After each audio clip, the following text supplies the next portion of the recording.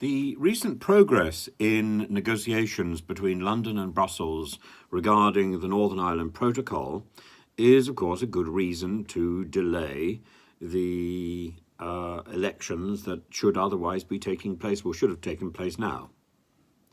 But if it's possible to put in legislation, to put in a bill, as Chris Heaton-Harris has done, to delay the elections until January the 18th, 2024, then why didn't he do so? Why wasn't this done before?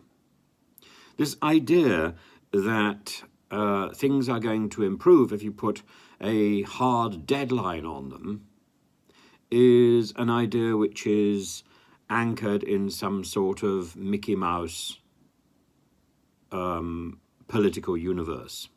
We live in a real universe where progress is measured on an incremental, a sort of minuscule,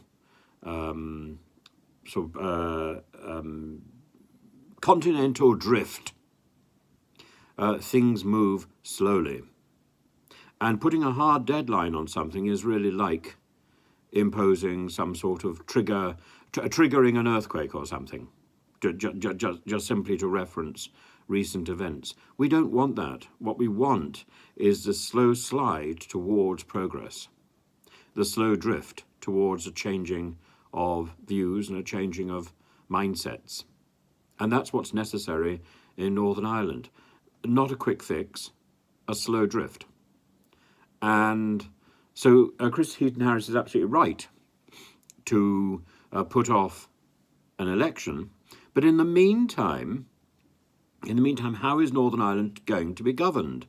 So instead of putting off the election until next year, maybe he should also be putting in place some sort of temporary arrangement so that the people who are already elected can in fact assemble in some form, even if they're assembling in different places.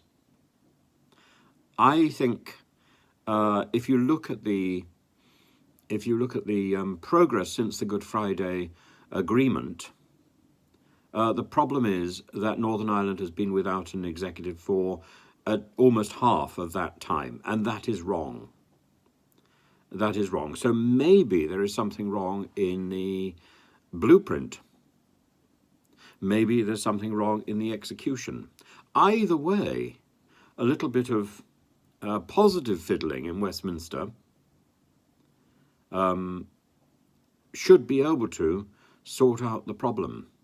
And it shouldn't be something that we need to do at the very last minute, like sort of turning off the hose, or like turning on the hose. It's something that we should have been able to adjust earlier on. And that adjustment device should be built into any future arrangement in Northern Ireland. That should have been part of the Good Friday Agreement.